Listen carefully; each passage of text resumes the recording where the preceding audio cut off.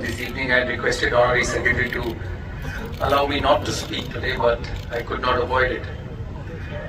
Thank you so much to everyone. I take this opportunity to welcome Lieutenant General R.C. Shrikant, Chief of Staff, Bengal Sub-Area. I take this opportunity to welcome Major General Rajesh Arun Bhoge, Commanding General Officer Commanding Bengal Sub-Area, family of Colonel N.J. Nair. Unfortunately, his wife's not here with us. Son is here. Office bearers of CAB, members of the Cricket Association of Bengal, media, friends, cricketers, and most importantly, our very own Jhulan Goswami. Now, Gautam has asked me to speak about Jhulan. I've not prepared a line about it, but you know, my first remembrance of Jhulan was a long time ago when I used to come and run at Eden Gardens in the evening. And she was with me on the flight 2 days back from Bangalore after the WPL auction. And I was telling her that that's the first time I saw you bowling in the nets at Eden Gardens, and I used to come and practice when I was still playing for India. And I think this was early 2000. You know, I wasn't so conversant about women's cricket because I was busy saving my place in the national team and trying to perform.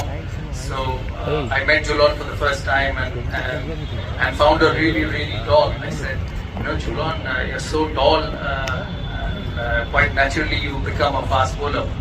And she was extremely shy, as she is today. And to see her come this distance from then is not only remarkable, it's not only a fairy tale story, but a story for all young girls, and I just don't restrict it to girls, boys, girls, and all those who want to play cricket, that wherever you are and how far you come from, if you have the will and the mind and the determination to play the sport, you will succeed. My interactions with Jhulan obviously went away after that because she was busy traveling with the women's team and I was busy traveling with the men's team, both trying to continue to play for India, but closely followed her heroics over a period of time. As Gautam said, 22 test matches, 200 one-days and 68 T20 cricket. She's fortunate enough to play T20 for India, which I have not. And I think that's one area she must be extremely proud of, to get an opportunity to play all three aspects of the game. My interaction with her, a lot other than following her career, her performances on the field, my interactions with her got a little more closer when I became the President of India, President of Cricket Association of, President of the BCCI. I remember an interaction with Jhulan. She was very disappointed in 2017. Correct me, 2022, when India did not qualify for the Women's World Cup. And I remember meeting her at home, and she had met me saying that she doesn't want to play the game anymore. And I still remember that afternoon when I spoke to her and I said, Jhulan, you've done so much for the country. You know, you've become the highest wicket taker ever in the history of women's cricket, and something which will be very hard to beat in the modern era. The way the game is going, the way franchise cricket is developing, you'll very rarely find fast bowlers, and I say fast bowlers because she was the quickest in the women's era at that time. Very rarely you will see bowlers who go on to play 200 one-days or 20 test matches or 68 T20 matches. So very rarely you will find an individual playing for that much amount of time. And I remember telling Jhulan that, you know, you should not go away like this. And I could see the sadness on her face when India did not do well in the World Cup, Women's World Cup, because she is being used to performing so well. I still remember the night in England at Lord's, when although did not win, India go on to win the World Cup, but they reached the finals and lost to England that day. And I could see the happiness and the satisfaction on each and everyone's face to take the women's team to a World Cup final. She played 3 more ODIs in England and finished at Lord's. And as we see the picture of Jhulan standing on the Lord's wooden chair, which is a historic chair, she will cherish that picture for the rest of her life. And I've always told her it's not just about starting, it's not just about playing well, but it's also about finishing well. And I think she will remember this picture along with her achievements for a long period of time. My deepest respects to Colonel N.J. Nair. He's not with us anymore. When you actually see those videos and the recordings of the army men, how they fight on the border and how they make sure that we have peaceful nights, you actually have goosebumps. You know, you actually understand that why every stand at Eden Gardens, when it's named after a player, there should be an army man's name on it. And I'm extremely proud that I was fortunate enough to be the president of this organization for a period of time, and extremely proud that we could start the naming of players and administrators and army men during that era. And I can tell to Cornell that, you know, it's not just the players which make us proud here with the names on the stands, but every individual army man with their sacrifices and what they do for the country makes us even more prouder. The army, the defense is a very important part of Cricket Association of Bengal, a very important part of cricket in Bengal, not just the gardens, but the entire Maidan. You know, the entire Maidan comes under the army, and for over the years, the reason why this city or state has produced a Jhulan Goswami, or a Pankaj Roy, or a Mohammad Shami, or a Lakshmi Ratan Shukla, or a Manoj Tiwari, or a Riddhiman Saha, is because you allow cricket to happen on these fantastic grounds. We come to you with requests. We come to you with various ways of trying to accommodate the game.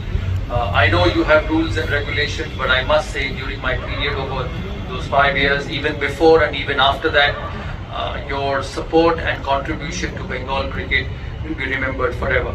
I hope the current administrators at CAB, the future administrators, will continue to get on the same support as you have given us for a long period of time.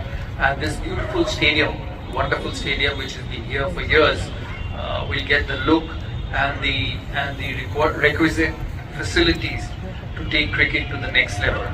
I thank you for all your support, for all what you do for the state. My heartiest congratulations to the administrators, President, Secretary, Vice President, Joint Secretary, Treasurer, the Apex Council members who made consistent requests to the Army at various stages for providing the opportunity of naming rights to the greats of the city and the state. And I hope this will continue in the future, because days will come when we will keep producing stalwarts over the years, and we'll keep renaming stands in the days to come. I want to finish with a small story of Jhulan Goswami, and it's an actually true story and a real story. I meet Jhulan more often these days because she leads Mumbai in the WPL, and I somehow managed to find the right women cricketers for the Delhi Capitals team. And I must say that in spite of she being in Mumbai, she has been my advisor, because every time I go back to her and say, Jhulan, who do we pick? And make sure you don't pick that player for your side. I'm very happy that she's associated with the game. She looks after the Bengal women's in all aspects, and she must be extremely proud of the respect she gets from the Cricket Association of Bengal, because it's not just when you play, but even when you finish, it's that respect which remains with you. She actively runs the women's cricket, and she must be extremely happy today that the under-15 women's team, the girls team, I would say, the under-15 girls team won the national championship, and hopefully the men's, the juniors, the seniors will evaluate their performance in the years to come. I finished with a small story. You know, I was sitting next to my mother a few years ago on a Sunday night, and there was a cricket match going on TV, and it's a true story. And a cricket match was going on the TV, and it was about 8:30 in the evening on a Sunday night. And as you know, all ladies at home on a Sunday night are more busy watching the entertainment television than anything else. And there were Bengali soaps going on the TV, and as I sat next to my mom, and I was sitting with her and was fiddling through the channels because I wanted to get cricket. I have no interest in Bengali soap opera, but I was wanting to watch the cricket. And my mother, who was watching a show, told me that we don't want to watch the show tonight because we want to watch Jhulan playing. And Jhulan was up playing for India, and it's a true story. And it's a true story. My mother said, I've stopped watching cricket since the time you've retired. And I hardly watch India play, but I'm going to watch tonight because I want to see what Chulon does tonight. So that's what you've done to the people of Bengal, and that's what you've done to the ladies. You should be extremely proud of what you've achieved.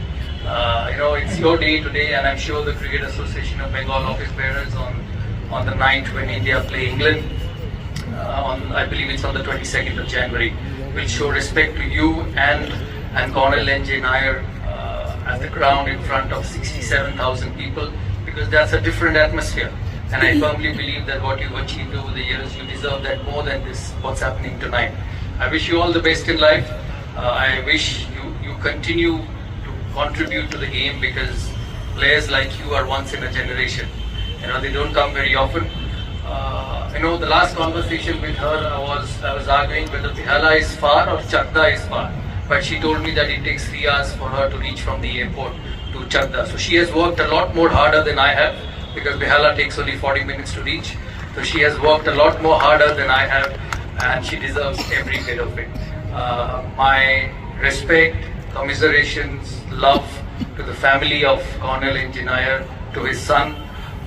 Your achievements are much bigger than all of our sportsmen, and being a part of CAB in a small way, I am extremely happy that I can be on the stage tonight to say thank you to the office bearers for showing respect to the army men, and hopefully this will continue. Thank you so much. Thank you for giving me this opportunity to speak, and I wish you all the very best, and to both of you and your families a very happy life and all the good wishes. Thank you.